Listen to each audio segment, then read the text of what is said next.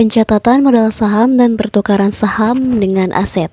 Menurut Minskin, definisi atau pengertian saham merupakan suatu sekuritas yang memiliki klaim terhadap pendapatan dan aset pada sebuah perusahaan. Sedangkan menurut Bernstein, saham yaitu selembar kertas yang menyatakan kepemilikan dari sebagian perusahaan. Di samping itu, menurut Weston dan Copeland menjelaskan bahwasanya saham adalah tanda penyertaan modal pada perseroan terbatas seperti yang telah diketahui bahwasanya tujuan pemodal membeli saham adalah untuk memperoleh penghasilan dari saham tersebut. Selanjutnya ada jenis-jenis saham. Yang pertama ada saham biasa. Saham biasa merupakan saham yang melunasinya dilakukan dalam urutan yang paling akhir dalam hal perusahaan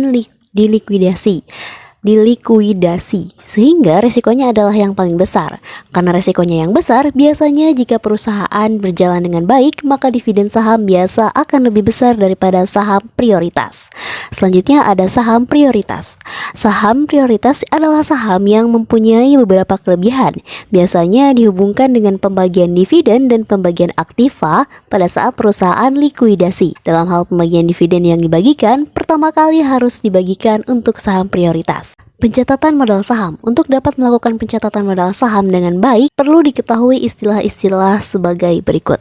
Yang pertama, modal saham statut atau modal saham yang diautorisasi, yakni jumlah saham yang dapat dikeluarkan sesuai dengan akte pendirian perusahaan. Selanjutnya, modal saham yang beredar, artinya jumlah saham yang sudah dijual atau beredar. Yang ketiga, modal saham belum beredar, yaitu jumlah saham yang sudah diautorisasi tetapi belum dijual. Selanjutnya ada treasury stock atau modal saham yang dijual dan sekarang dibeli kembali oleh perusahaan. Yang terakhir ada modal saham dipesan, yakni jumlah saham yang disisihkan karena sudah dipesan untuk dibeli. Penjualan saham secara tunai. Saham yang dijual secara tunai akan dicatat dengan mendebit akun atau rekening kas dan mengkreditkan rekening atau akun modal saham. Selisih harga jual saham dengan nilai nominalnya akan dicatat dengan mengkreditkan rekening agio saham atau mendebit rekening agio saham. Jurnal untuk mencatat penjualan saham perdana yakni sebagai berikut. Di sini ada akun kas dan disagio saham berada di debit. Selanjutnya ada modal saham di kredit atau kas dan modal saham di debit sedangkan agio saham di kredit. Penjualan melalui pesanan. Penjualan saham juga dapat dilakukan melalui pesanan, yakni dengan cara dibayar sebagian dan sisanya akan dilunasi kemudian. Jumlah harga yang belum dilunasi dicatat sebagai piutang pesanan saham dan jumlah nominal saham yang dipesan dikreditkan ke rekening modal saham dipesan. Apabila harga jual saham tidak sama dengan nilai nominalnya, selisihnya dicatat dengan rekening agio saham atau disagio saham pada waktu pesanan itu diterima. Untuk pemesanan yang sudah melunasi harga saham, maka sahamnya dikeluarkan. Pengeluaran saham ini dicatat dengan mendebit rekening modal saham dipesan dan mengkredit modal saham. Saham yang dibeli dicatat sebagai harga perolehannya. Modal saham dilaporkan dalam laporan raca di bawah bagian modal. Pertukaran saham dengan aset. Pertukaran saham adalah pertukaran satu aset berbasis ekuitas dengan aset lainnya dan sering dikaitkan dengan pembayaran untuk merger atau akuisisi. Pertukaran saham terjadi ketika kepemilikan pemegang saham atas saham perusahaan target ditukar dengan saham perusahaan yang mengakuisisi. Sejumlah saham suatu perusahaan ditukar dengan saham perusahaan lain sebagai cara untuk menutupi biaya. Pertukaran saham juga terjadi dalam program kompensasi saham karyawan, di mana karyawan menukarkan saham yang telah menjadi haknya untuk menerima lebih banyak opsi saham. Perhatikan bahwa pertukaran saham tidak sama dengan pertukaran ekuitas, yang mirip dengan pertukaran suku bunga, tetapi bukan satu kaki yang menjadi sisi tetap, melainkan didasarkan pada pengembalian indeks ekuitas. Pertukaran saham terjadi ketika saham suatu perusahaan ditukar dengan saham perusahaan lain yang mungkin terjadi dalam proses merger atau akuisisi.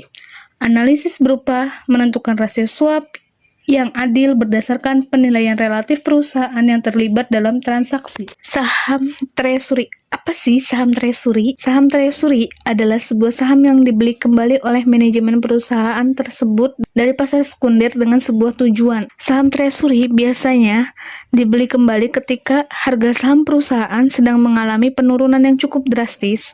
Selain itu, dapat dipahami pula bahwa pengertian saham treasury adalah saham perseroan yang diperoleh kembali oleh perseroan tersebut. Metode perolehan nilai saham. Metode perolehan nilai saham dibagi menjadi 3. Yang pertama tender offer, yang kedua Dutch auction, dan yang ketiga open market repurchase. Yang pertama tender offer, yaitu metode perusahaan akan mengumumkan kepada para pemegang saham bahwa mereka akan membeli kembali saham perusahaan tersebut pada harga dan juga periode yang sudah ditetapkan. Yang kedua Dutch auction. Metode ini tidak bisa mengikat perusahaan untuk membeli kembali saham yang sudah dijual di pasar modal sebanyak jumlah yang sudah dijual sebelumnya. Adapun jumlah saham yang bisa dibeli kembali dengan metode Dutch auction ini relatif lebih kecil. Yang ketiga yaitu open market repurchase. Pada metode ini, perusahaan diperbolehkan untuk memberikan range harga saham yang ditawarkan supaya bisa dibeli kembali. Setelahnya, para pemegang saham akan memilih satu harga yang mereka tetapkan untuk dijual ke perusahaan tersebut. Perubahan nilai nominal saham dan pemecahan saham. Pengertian pemecahan saham stock split. Menurut Ewijaya 1999, stock split adalah perubahan nominal per lembar saham dan menambah jumlah lembar saham yang beredar sesuai dengan faktor pemecahannya. Pemecahan setiap saham biasanya dilakukan pada saat harga saham dinilai terlalu tinggi, sehingga mengurangi kemampuan investor untuk membelinya. Apabila harga pasar saham tinggi dan dirasakan bahwa harga saham yang lebih rendah akan menghasilkan pasaran yang lebih baik dan distribusi kepemilikan yang lebih luas, perusahaan dapat mengesahkan untuk mengganti saham yang beredar dengan jumlah saham yang lebih banyak hingga menurunkan harga per lembar sahamnya. Teori pemecahan saham. Teori pemecahan saham ini dibagi 2. Yang pertama, trading range teori. Menurut teori ini, stock split akan meningkatkan likuiditas saham. Harga saham yang terlalu tinggi overpriced menyebabkan kurang aktifnya saham tersebut di perdagangan. Dengan adanya pemecahan saham, harga saham menjadi tidak terlalu tinggi, sehingga makin banyak investor bertransaksi. Dengan kata lain, harga saham yang terlalu tinggi mendorong perusahaan melakukan pemecahan saham. Selanjutnya ada saldo laba ditahan. Saldo laba ditahan dividen ialah laba bersih perusahaan yang tidak dibagikan dalam bentuk dividen kepada pemegang saham. Formula saldo laba ditahan ialah laba ditahan periode awal ditambah dengan laba bersih dan dikurangi hasil dividen tunai dan dividen saham. Jumlah laba ditahan bisa dilihat di laporan keuangan perusahaan, tepatnya di bagian laba rugi. Selanjutnya cara menghitung laba ditahan. Kumpulkan data dari laporan keuangan. Mengetahui laba ditahan berdasarkan angka laporan resmi termasuk laba bersih dan dividen yang dibayarkan. Selanjutnya, menghitung laba kotor, menghitung laba bersih dan laba kotor perusahaan. Laba kotor ialah uang hasil penjualan yang dikurangi dengan harga pokok penjualan. Selanjutnya, hitung laba operasi. Nah, laba operasi merupakan laba perusahaan setelah dikurangi biaya penjualan dan biaya operasi. Cara menghitungnya ialah laba operasi yaitu laba kotor dikurangi biaya operasi perusahaan. Selanjutnya, kurangi laba bersih dengan jumlah dividen. Setelah menemukan jumlah laba bersih, ialah menguranginya dengan dividen yang sudah dibayar. Selanjutnya, hitung saldo akhir. Menghitung jumlah saldo akhir, jumlah saldo laba ditahan ialah akumulasi dan retained earning sejak perusahaan berdiri. Tambahkan laba ditahan pada periode berlangsung dengan saldo akhir. Sekian, wassalamualaikum warahmatullahi wabarakatuh.